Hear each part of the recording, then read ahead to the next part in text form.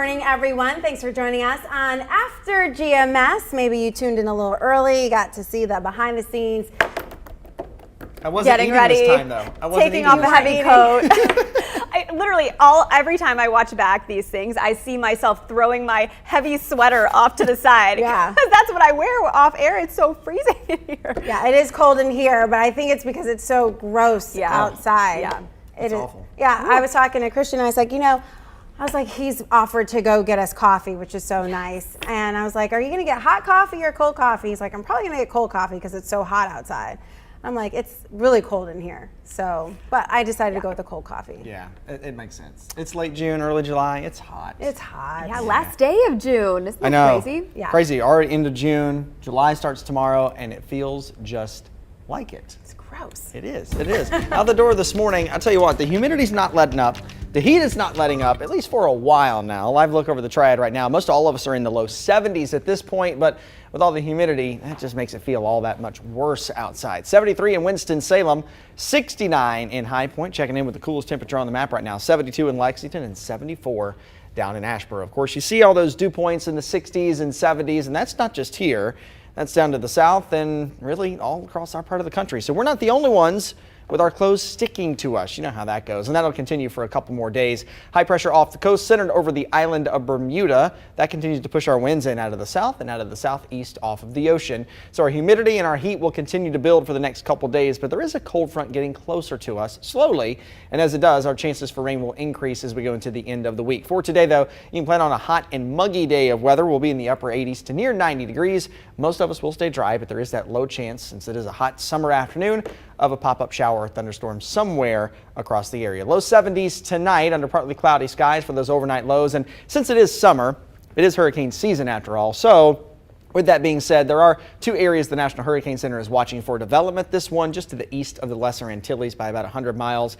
It's only got a 10% chance of development, so we don't really need to worry about that much. But the bigger area that we are watching has a 50% chance over the next 2 days and a 70% chance over the next 5 days. So to me, that means it's pretty likely that it will become our next tropical depression, probably by Friday or early Saturday. It's going to be moving through some warm water, won't have a lot of wind shear, so it's moving into an environment that's pretty conducive for development. Still, it's way, way out there between the Windward Islands and the African coast, so no need to be concerned with it now. Of course, if that changes, we will let you know, but just letting you know that we are watching the tropics as we head deeper into hurricane season. Heat and humidity, that's going to be with us for the next few days. Chances for storms increase. The best chance will be on Thursday and again on Friday, but heading into the weekend of the 4th right now, I've actually lowered the rain chances a bit.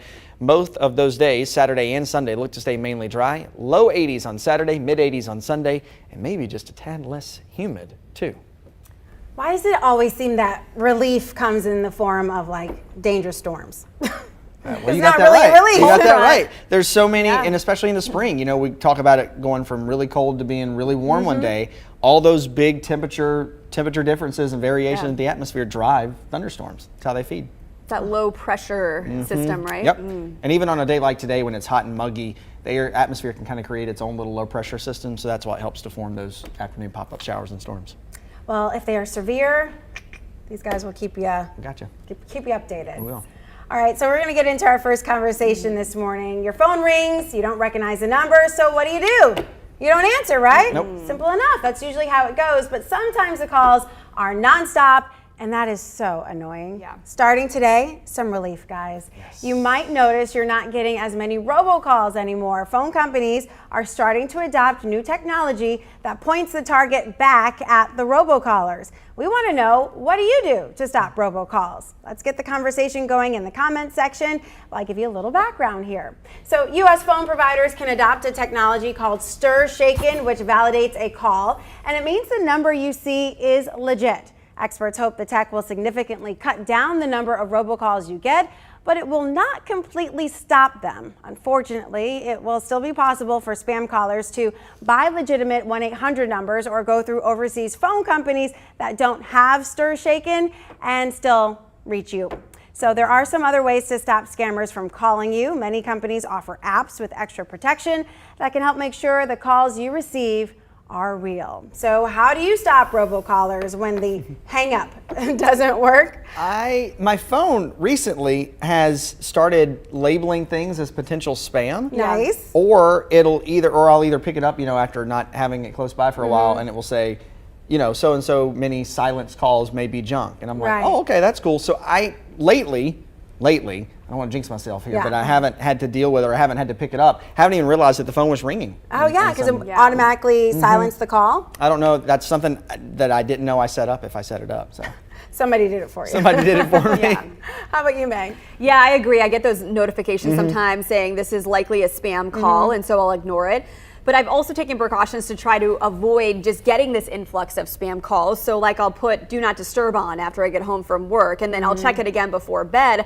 But the negative side of that is missing calls that are real and are important. Like I missed a call from pediatrician's office the other day, and I had to call back, and I'm like, oh, it takes a while then to get through to somebody. And so unfortunately, this is the era in which we live, but I'm so glad to hear that there are steps actually being taken right now to stop this. Because it's messy. It's funny you say that, because I received 2 phone calls from doctors' offices recently, and I picked up the phone and they were like, wow, you picked up the phone? And I'm like, yes. Yeah, I answer my calls. I'm like, why do you say that? And they were different doctors' offices, and they both were surprised, because they say they mostly, when they make phone calls during the day, they have to leave a message. I believe it. Because people do not answer their phones, and then people are always trying to call them back, and it's a round robin. So when I was like, hi, this is Tracy, which is how I answer the phone, they're like, hello? And I'm like, yeah, hi, this is Tracy. They're like, oh, we're waiting for the rest of your voicemail. I'm like, no, it's me. But that's interesting. So yeah, I also have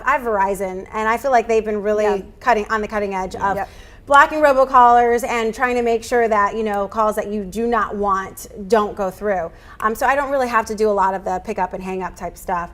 Which is probably why I feel comfortable answering my phone when the doctor's office calls. I don't know if this is the best. I don't know if this is the best way to stop the robocalls getting to your phone. But what I did at one point was I set up a free Google Voice number, and just every time I have to fill out, a survey or something, you have to put your phone number. As long as it's not important, I'll throw that Google Voice number on there, because I know that I'm just going to get calls. Kind of like the same thing if you sign up, you have to put your email, you're going to get spam emails from somebody. So I did that, and I think that helped for a while, but then I think they figured it out, so they're getting back to my phone now. Yeah, they're very smart. These. Conniving, smart. Yeah, Heather observed she's always ignored calls from the number not in her contacts. If it's important, they need to leave a message, which I think is the general kind of rule of thumb for everybody, hence why nobody's answering their phones, except Tracy, which is good. She'll answer all the time? Yeah, so Carol said her granddaughter picked up and asked them if they were calling about the bug problem. They hung up. All right. Hey. Yeah, I know people are oftentimes playing pranks on the scammers, which I just don't have time for that. But yeah, if you can trick them, I guess go for it. Yeah, so someone suggested a cool app to use. Yeah, Frankie had mentioned an app called Trap Call. Trap Call. Yes, and so I asked for a little bit more information, and Frankie replied, the app tells the first and last name with their home address. Yeah. So with the home address. Yeah. So that's kind of interesting, because now sometimes scammers will spoof calls. Right. So you'll get a local area code, but if it also gives the address, then you'll find out if it's in Istanbul or wherever they could be calling from. I had my own phone call me the other day, and I knew it was spam. I think it said call from me, and I'm like, what do you mean call from me? I'm literally holding my phone, and I went back and looked and thought it might have been a glitch, and it was literally my phone number that had been calling me. And at that point, I was like, yeah, that's not legit. That's so weird. Scary. Yeah, I think I've shared this story before. I had a call one time from a man who, he said, hello, why do you keep calling me? Why does this number keep calling me? I said, I'm sorry, sir, who is this? I've not called anybody in the last few minutes or so, and I even looked back at my call log, and he read back my number and said, your number has been calling me, I need you to stop. And I had to convince him that it wasn't me and explain what spoofing was, because I figured that was what had happened. So it's scary that someone can use your number and try to scam other people. So that's weird too. Yeah. So Sharia says that she just silences the call or declines it altogether. She doesn't even try it. Dana said she picked up once. She said she tried to get an extended warranty on her 1989 Oldsmobile. They asked if I had a newer car. I said no, haven't had as many calls since. Frankie said, hate when you call back and the recorder says you called a non-working number. It is awful. Heather said, I've always ignored calls from numbers not in my contacts. If it's important, they need to leave a message. It's very smart.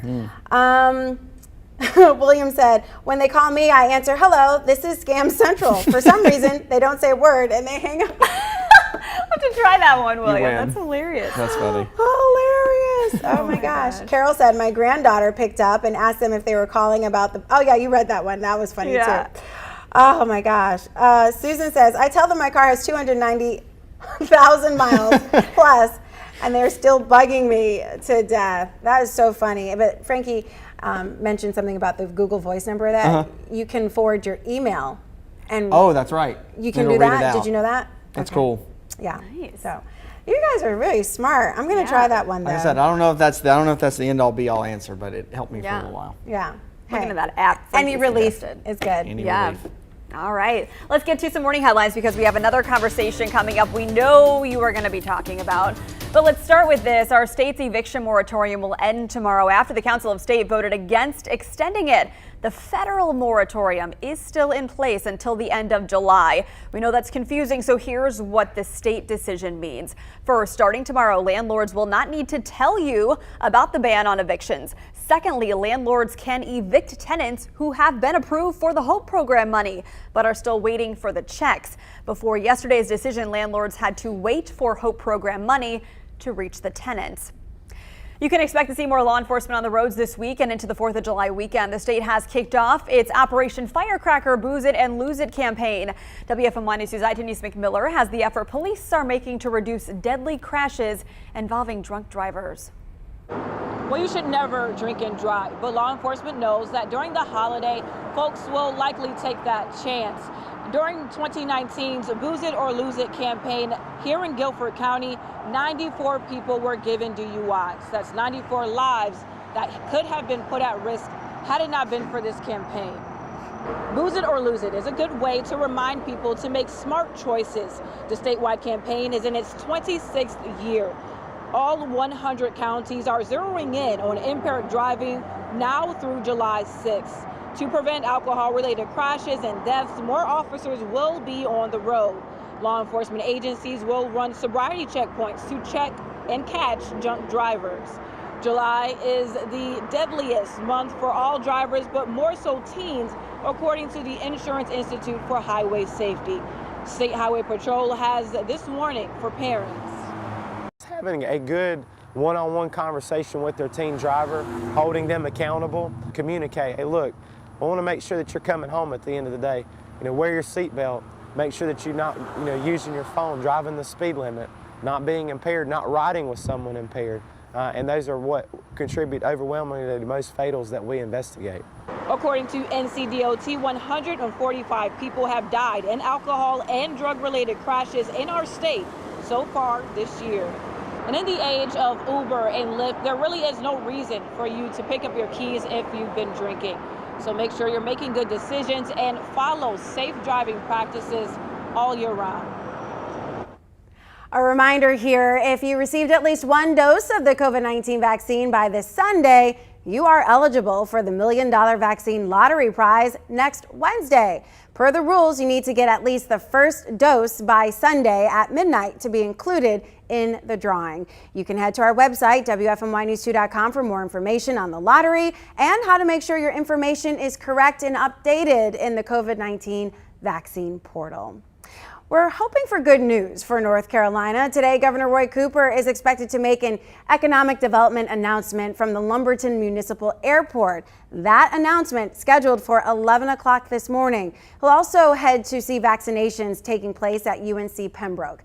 We'll keep you updated on the governor's visits on air and on WFMYnews2.com. All right, this next conversation might give you some pause, some Fear. Yes, we're talking about snakes, okay? A Raleigh neighborhood is on alert, looking out for a loose snake that apparently can be dangerous to small children and pets. Before we tell you more about it, we want to know, what animals have you spotted outside lately? Animals, pests, bugs? It's summertime, of course, and they love the warm weather. So let's chat about this in the comments section. All right, so the snake situation. Someone spotted the venomous zebra cobra in a neighborhood Monday night, but it hasn't been seen since. The black and white reptile can spit or bite when cornered, so police are telling people to call them if they see this. Owning a venomous snake in North Carolina is legal, but it has to be in a secure enclosure. Police say this particular snake belongs to a homeowner in the area, but no word on if any charges will be filed. While snakes like this typically are not out in the wild, it's a good reminder to be on guard in the summertime when more snakes are out enjoying those warmer temperatures. So we started talking about this on the Good Morning Show, and I had to do some research because I had never heard of a venomous zebra cobra snake. Never heard of it. So they're about 5 feet long, and yes, that's big. Yeah, 5 feet. Yes. No, thank you. How tall are you?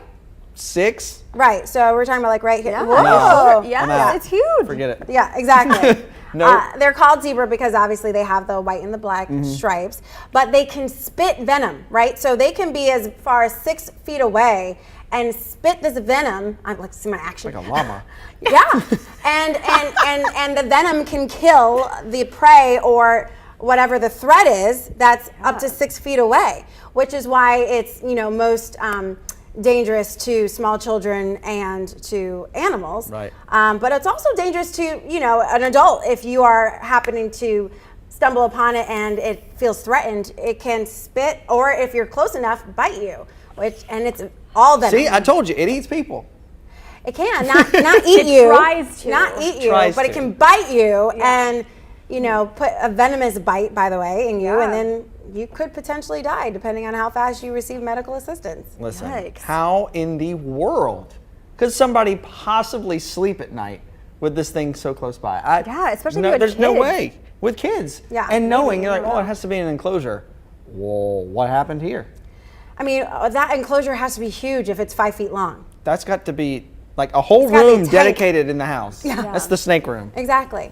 So as Megan mentioned, I think you mentioned this, they're not illegal. Right. In North Carolina, No. reptiles. That's So this, crazy. of course, I'm such a bookworm. I looked it up. Did a lot of research in the last hour. Yeah, I was doing that instead of what I was supposed to be doing, which is why I stumbled through all my reads earlier. But Sorry. they originate from warmer countries. So typically south of the border. It could be either Africa, South America, somewhere where the climate is exceptionally hot. So on hot days like this, and the heat we've had, especially in the Triangle over the last few days, they are looking for that sunshine. They love baking in the sun. So they don't typically hide like under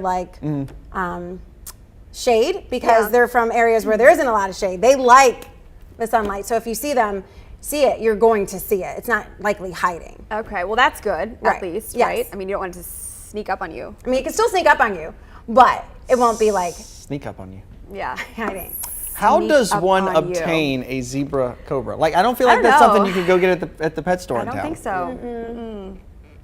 No, I didn't look Research into it, that. Tracy. I thought I you read didn't. everything. Tracy will get back to us about that one. How does one find I one of didn't look into these? that. Oh my gosh. Okay, so some of you have noticed, not necessarily these zebra cobras out and about, but So other funny. things. Several of you mentioned you've seen a lot of foxes around. I've seen those too. I even saw a coyote the other day in broad daylight, which was really odd. We kind of walked a little bit faster after we saw that, wondering if it was rabid or something. Let's see, a lot of deer as well.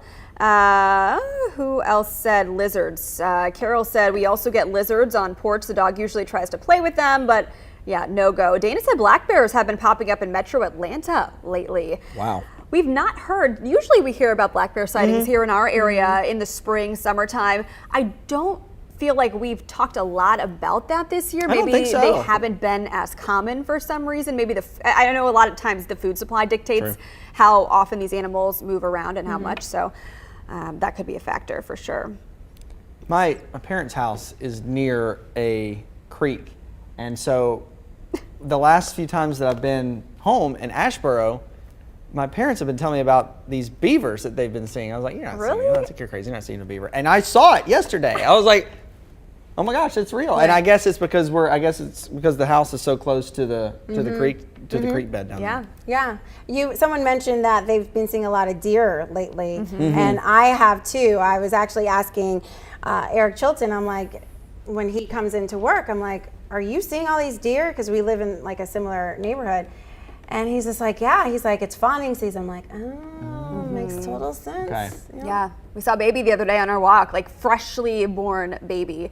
So it is the season, and actually North Carolina Wildlife Resources sent out a memo about this saying if you see these baby deer and they look like they've been abandoned or they're in trouble, they're not. 99% of the time, the moms are nearby getting food, and the moms attract scent, so they try to keep their distance during the day so that other predators don't come up and approach their baby deer. So the Wildlife Resources said just leave them alone. If you want to call to report it, fine, but don't touch them because you're doing more harm than good, even if your intention is good. That's good advice. Yeah, absolutely. Do not touch the deer. Do not touch the snakes. Don't Do not touch the bears. zebra snake. Yeah, not the zebra snake for sure. Right. We're going to save all of our petting for dogs, cats, bunnies, horses. Yes. Maybe the beaver in Christian's parents' backyard. I don't know. I don't know much about those animals. I don't know either. That's so funny. We'll leave those alone. So Patty said she hates snakes. I also agree with that 100%. I do not like snakes. What was the question that we asked here? Because Lisa said hummingbirds, and then she said groundhogs. What animals have you spotted outside? Oh, got it. Okay. So Carol said she saw a beaver the other week in Ashboro. See? I'm not crazy. Susan says, well, we have 2 pet cats outside, and they have 2 pet possums, LOL. We have copperheads and skunks out here, too. Oh, my goodness. She said they aren't pets, coyote and a fox, and deer galore. Wow. Yeah, she's got it all in zoo down there. her neighborhood. Yes. And Tamrika says baby deer don't have a smell, so just kind of going on what you were saying that the mamas do, so they don't want to attract the predators to the baby. Yep, good points. Wow, I feel like I typed this in the chat. I was like, I'm the zoologist in Jumanji because I feel like all of a sudden I'm like the animal expert. If you want to know anything about this zebra cobra snake, she's got it. Except for how anybody would get one here. I do not know that. I don't know if we want to know that answer. Try again tomorrow. I'm going to think eBay. I want to know. Or Amazon. I want to know if this neighborhood has an HOA and what the HOA is doing about this and what they've possibly said, because you know that all of their neighbors are like, it's you. Right, You're my the one kids who's let can't this go snake outside out. now. Right. I can't, let my pets just like play around or in the backyard or whatever. Yeah, most HOAs have some rules about pets, like even on certain breeds of dogs. So I cannot imagine that they would knowingly allow a potentially dangerous snake inside, but we don't know. We're waiting on that information. I don't know if we should ask this, but I'm going to ask this. Do you think they'll find it? No. I think he went into the woods to find freedom.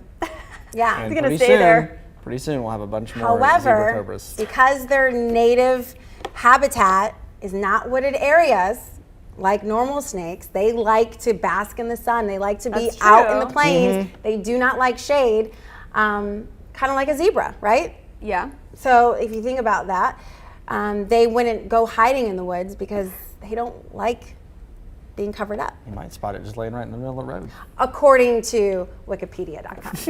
So basically, the zoologist, ladies and gentlemen. Essentially, Christian, you got to give us all the sunshine you can. So that this snake comes out, they find the snake, and we put this story to rest. Okay, I can give you about Let's put it to rest anyway. About 13 hours of sunlight a day. I can give you that much. And I can give you the heat and I can give you the humidity for a while. We're going to have that. Upper 80s, near 90 this afternoon. It's just a hot and muggy day of weather. Most of us will stay dry. There is that low chance of a pop-up shower or thunderstorm, although the chances get a little bit better for your Thursday and then again on Friday. Those are the 2 days to circle in your mind that we'll kind of need to keep an eye on the radar. Thursday and Friday afternoons. Of course, we'll be watching for storms, and we'll let you know, of course, if there's anything to be concerned about. Heading into the weekend of the 4th, actually looking pretty good. I've lowered the rain chances on Saturday and Sunday both. So right now, I think both of those days will mainly be dry and even a little less humid and a little less hot too. Low 80s for your Saturday, mid 80s for Sunday on the 4th. And then we stay dry going into next week, but the heat and humidity crank right back up again as we go into July. You know, we've got some super smart viewers here. Tamrika said you have to get a license for a snake like that. I was like, yeah, that makes sense. Okay. Yeah, exactly. And then just one more comment because I laughed out loud when I heard it. Literally, LOL'd. LaMonica said, I live in Bambi's forest. We have deer, raccoons, birds, hawks, snakes, toads, turtles, squirrels. There's always something either in the front yard or the backyard. I love it. So I'm great. gonna do a story on her yard. Use I would. I'll just bring my Siri and my Wikipedia.com. What is this animal, Siri? All right, so we got the forecast, we got our chats out of the way. Now all there's left to do is make sure you have a great day. Yeah. All right, get out there and get to it. We'll see you tomorrow. See ya.